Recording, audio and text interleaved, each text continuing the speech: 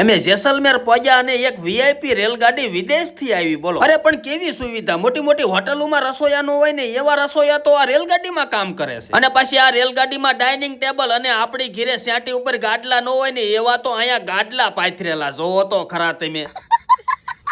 હવે આપણે તો ગાડીમાં પંચર પડ્યું હોય ને તો હવા પુરાવાનો વેત ન હોય ને આ તો આખું રેલગાડીમાં ઘર લઈને ફરે છે. આમ જોવો તો ખરા, મેં તો મારી જિંદગીમાં કોઈ દી આવી રેલગાડી નથી ભાળી. તો આજ અમે બધા રાજસ્થાન રણુજા સવારના 15 વાગ્યા જાગ્યા ને બધા નાય નવા કપડા પહેરી લીધા.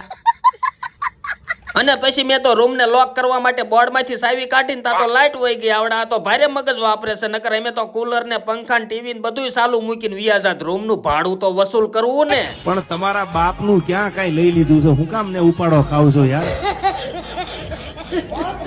પણ અમે જેવા રૂમ ની બહાર નીકળ્યા તા એક 500 વર્ષના ભાભા ટેસ્લા ગાડીમાં ગુલ્ફી વેચતા હતા અને મને ગુલ્ફી બહુ ભાવે. પછી મેં તો 3500 વાળી 2 ગુલ્ફી ઠબકારી. મેં કીધું આજ તો બધા પૈસા વાપરી જ નાખવાના છે. ધંધી નો કરો નકર તમારો બાપ લોનું લીધેલા કારખાના વેચાઈ જાય છે ભાઈ. પછી ત્યાંથી અમે બધા હેલિકોપ્ટર લઈને ઉપડ્યા પોકરણગઢ નો કિલ્લો જોવા.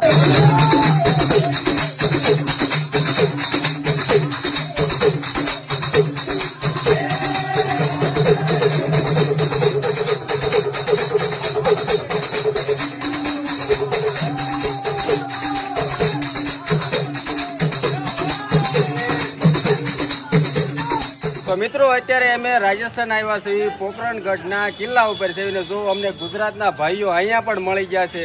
તમારું ગામ કયું છે?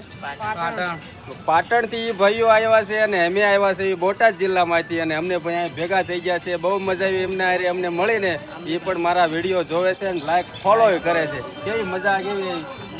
બહુ મજા આવી. વિડીયો જોવાની બહુ મજા આવે. બસ આવો નવો સપોર્ટ આપતા રહેજો ને આપણે હજી એક દિવસ રાજસ્થાનમાં રોકાવાનું છે. તો હવે મિત્રો તમે પોકરણગઢ જોવો અને અહીંનું લોકેશન એટલે કાંઈ ન ઘટે. હવે મારી પાસે આના માટે બોલવાના શબ્દો પણ નથી. કેમ કે ભાઈ પોકરણગઢ એટલે પોકરણગઢ હો. આવો નજારો તો મેં ક્યાંય નથી જોયો.